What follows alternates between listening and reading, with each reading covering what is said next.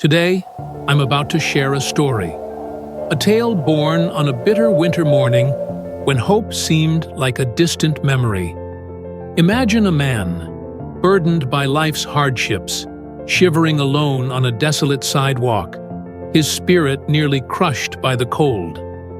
Just when it appeared that fate had abandoned him, an unexpected moment of grace emerged.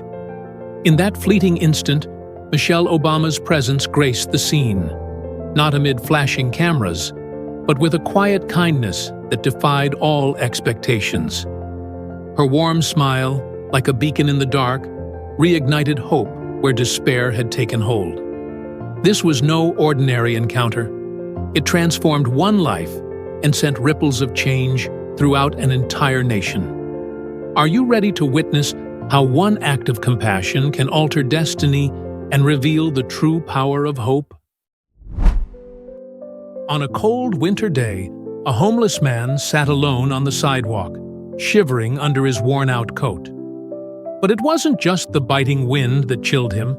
It was the indifferent glances of the people passing by. No one acknowledged his presence. No one even seemed to notice him. That is, until one day, someone stopped.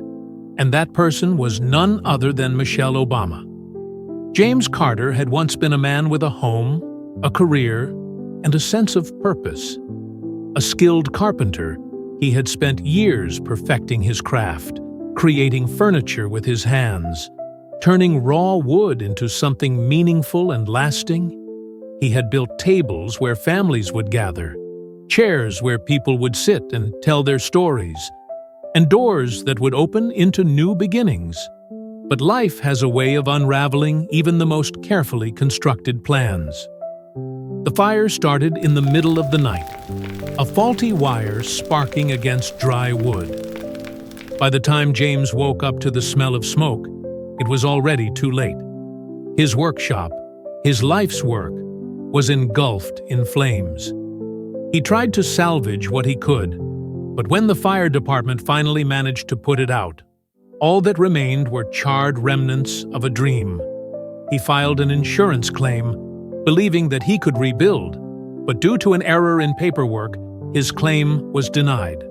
The loss was more than just financial, it was personal. With no income, his debts piled up. The banks came for what little he had left.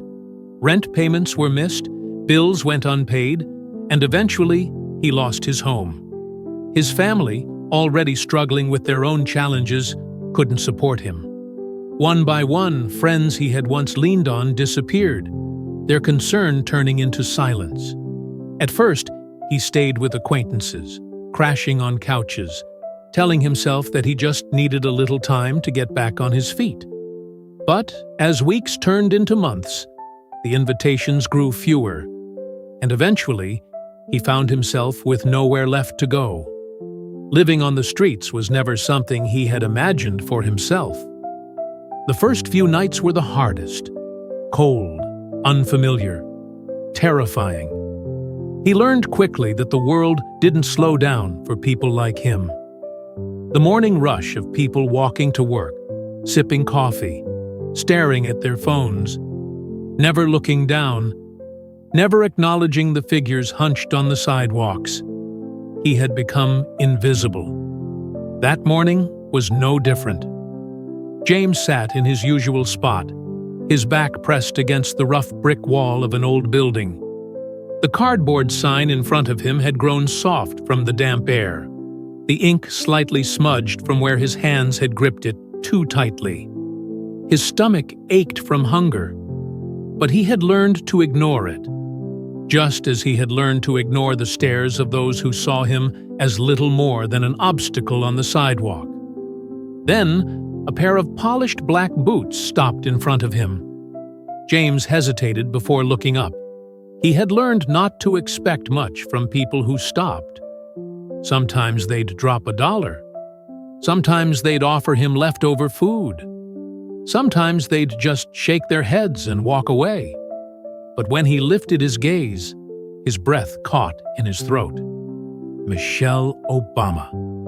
She stood there, wrapped in a long navy blue coat, her scarf neatly tucked around her neck, her dark curls slightly tousled by the winter wind. But it wasn't just her presence that shocked him. It was the way she was looking at him. Not with pity, not with discomfort, but with recognition. She knelt down, lowering herself to his level, her eyes warm but filled with quiet intensity. "Hi there," she said softly, her voice calm but full of intent. "How's it going?" James blinked. The question caught him off guard. People didn't ask him how he was doing. At best, they threw him some loose change and walked away. At worst, they avoided his gaze, as if acknowledging him might somehow make them uncomfortable. I guess I'm getting by," he muttered. Michelle tilted her head slightly, studying him as if trying to understand something deeper than his words. "Can I get you something to eat?" she asked. James hesitated. He had been offered food before, but this felt different. She wasn't just offering him a meal, she was offering him a conversation, a moment of dignity. Slowly, he nodded. Michelle reached out her hand. "Come on," she said with a small smile. James hesitated for just a second before taking it. Her grip was firm, steady, reassuring.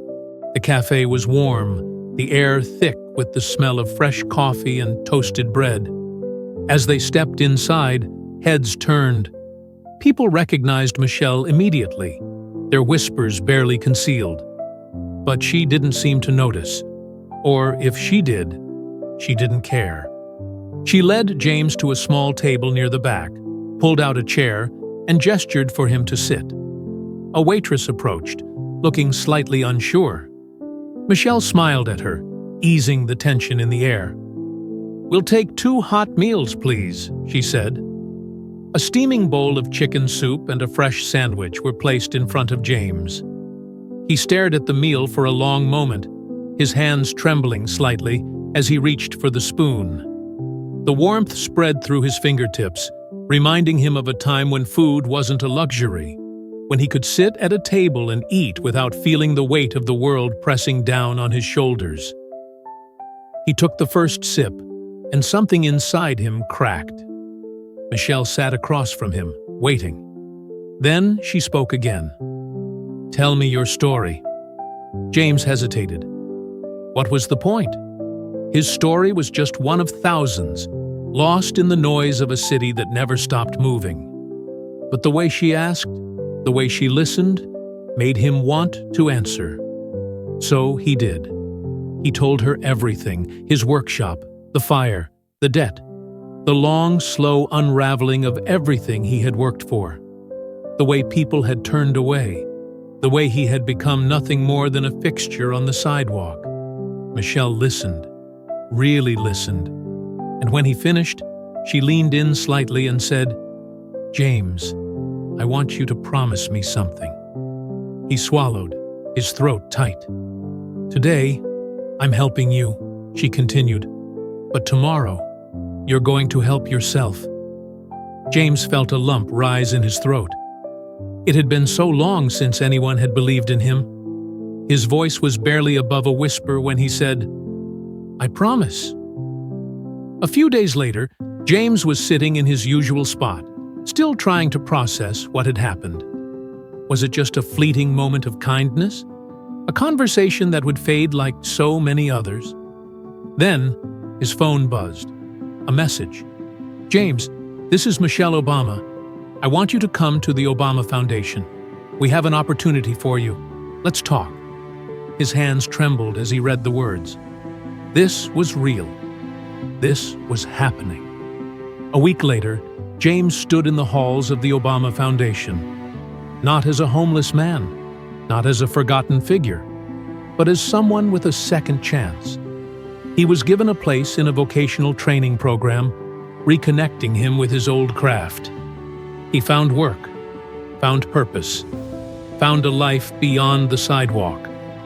And months later, as he stood in front of a group of apprentices, teaching them the skills he had once mastered, he saw her, Michelle Obama, standing in the back, watching him with that same warm smile. If you were moved by this story, remember, kindness isn't just about giving. It's about believing in people, about seeing their potential, even when they can't see it themselves. If Michelle Obama's gesture inspired you, share this story, because sometimes the smallest actions create the biggest ripple effects.